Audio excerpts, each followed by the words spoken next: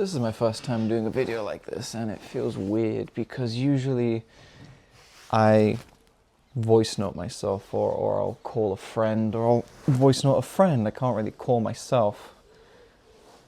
But I have a lot to say, or more importantly, I have a lot to think.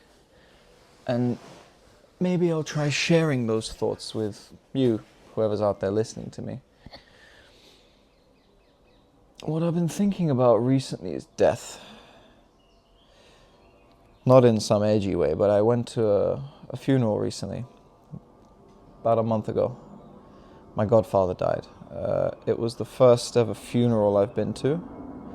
It was the first ever loved one I've lost who I knew.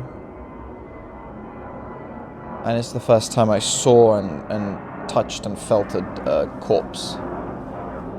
And even now, just talking about it, I put my hand on his forehead and he was very cold, like surprisingly cold. Like, I mean, I know it's a psychological thing, but I feel it on my hand now as I talk about it. I've been thinking a lot about death, and he was just there. He was in his apartment. His family were grieving around him. The amount of grief in that room was difficult. He was the most well-respected man I've ever seen, based off of how everyone used to talk about him, how everyone talks about him, how everyone acted at the funeral, or the viewing the day before. He was like a big brother to my father. I went for myself, but mostly for him, so he would feel supported. And it's a very strange feeling. At first, there was a bit of detachment because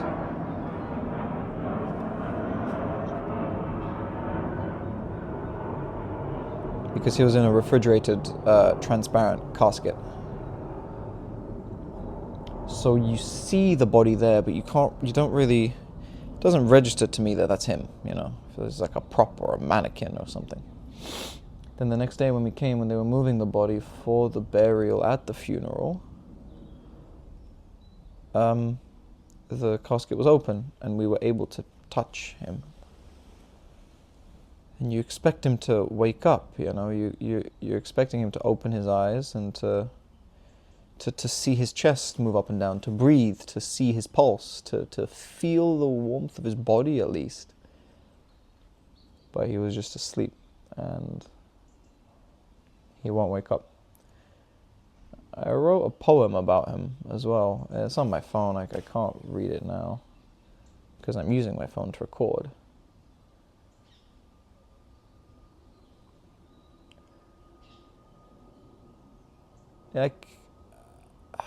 I remember when I was maybe 15, 16. I was on my way to work one morning, maybe a Saturday morning or something, and admittedly I was very hungover, so I wasn't really feeling physically great.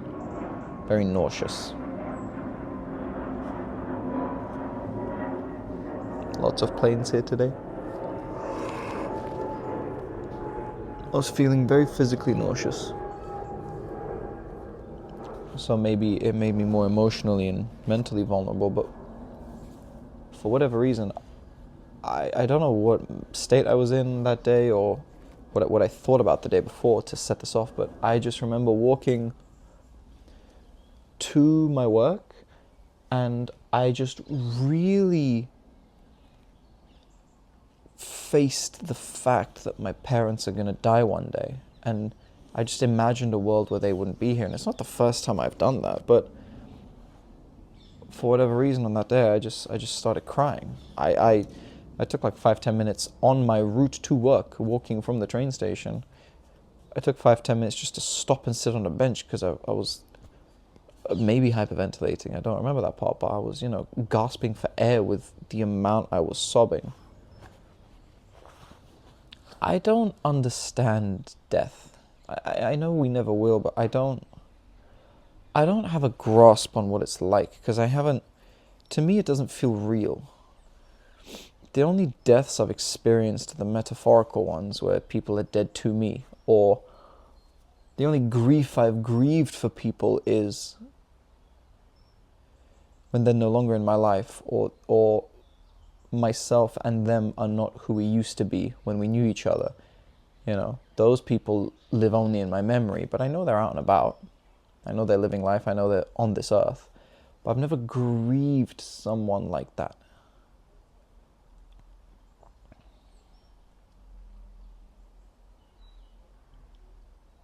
It was a very strange experience. And he has a son. He had a son? He has a son of his exists, who's about 21, 22, and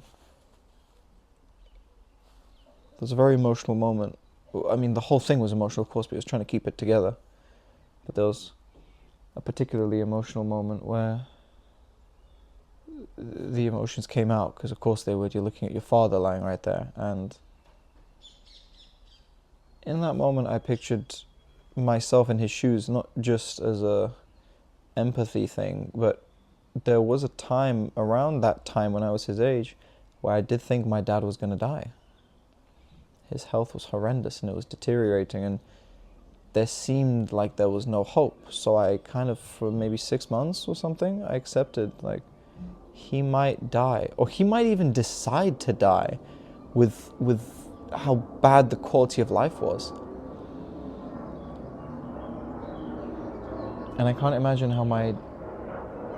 how other people feel. I can't imagine it. I don't have a grasp on what death feels like. I don't see the consequences of it anyway. I don't see the repercussions or the void and the hole that it's left in other people's lives when someone has died, because I haven't experienced it. It's a very strange feeling to, I mean, I have now, but you know what I mean? When you're young, you think you're invincible. You're bulletproof. Death isn't real, consequences aren't real. And of course, I was like that, very much so. I probably still am on some level. But there's no permanence to anything when you're young, in your mind. There's no permanence. There's no, this is it. But now I'll look back on the last photo I have with him. He's dead. He's buried. I watched them put him underground.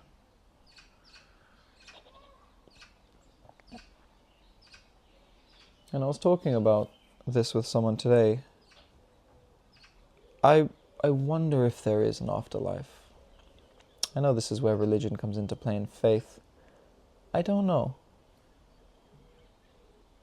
The fundamental reality of how you live your life changes when you know or believe that there is something after death.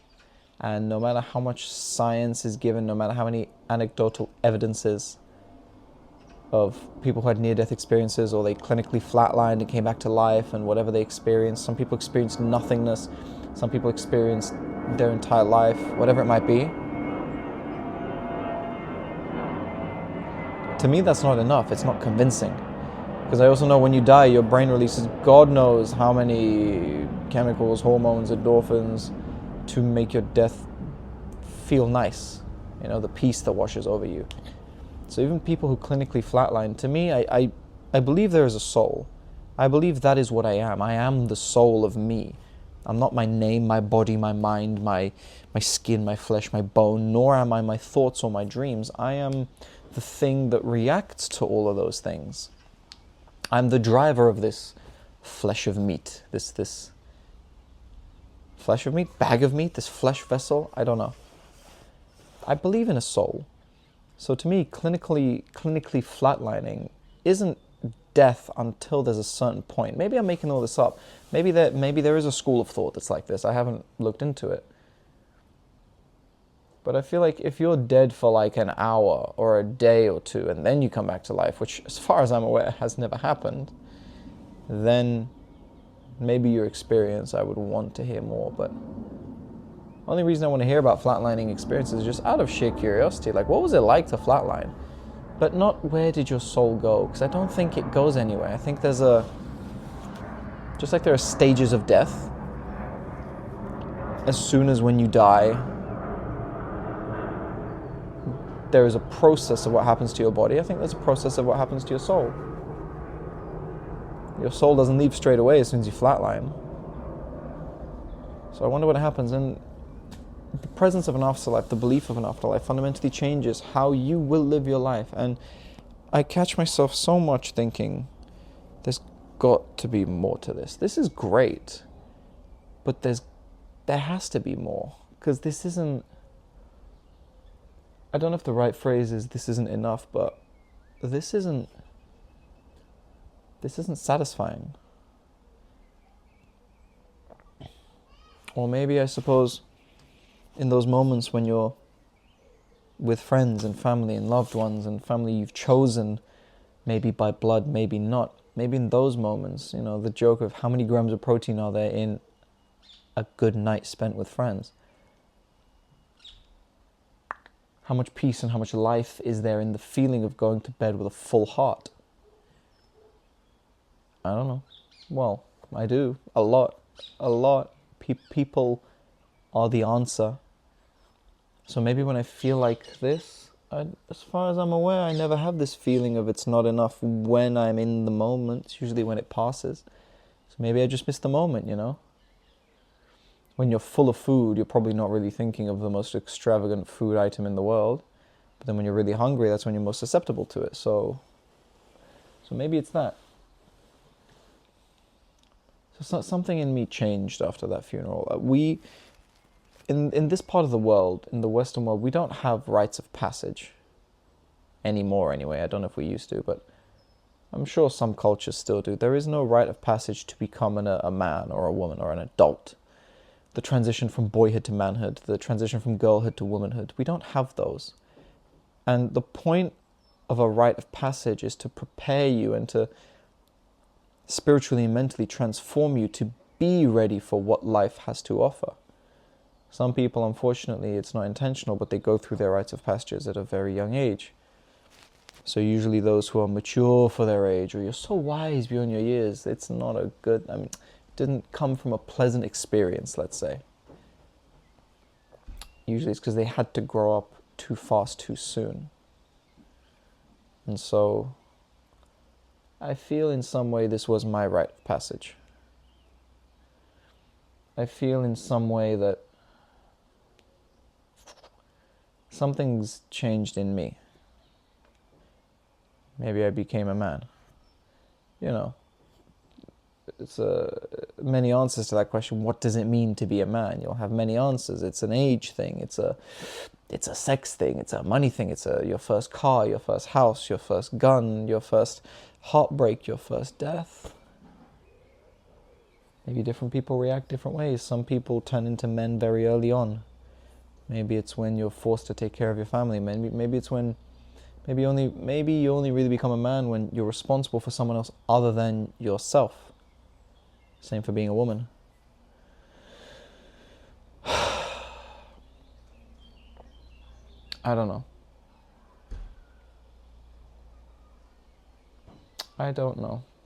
And so, didn't expect to talk about this, but I think when I will record these videos, it will be just to see what's on my mind. Maybe this can be like my video journal, I suppose, my own little therapeutic vlog. I'm more than happy to talk about this stuff in the comments or to have a discussion, because that's what I want. I want to act as a metaphorical lighthouse for others, not because I have everything figured out. Far from it.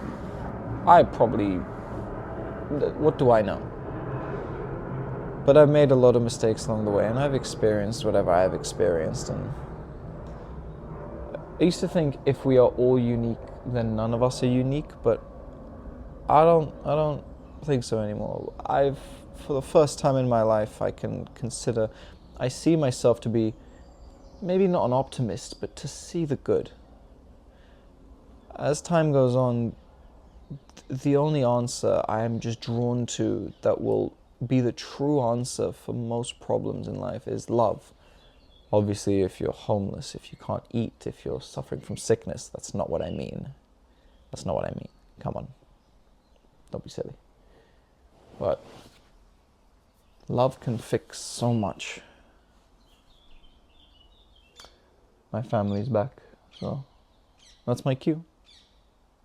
I'll see you guys next time.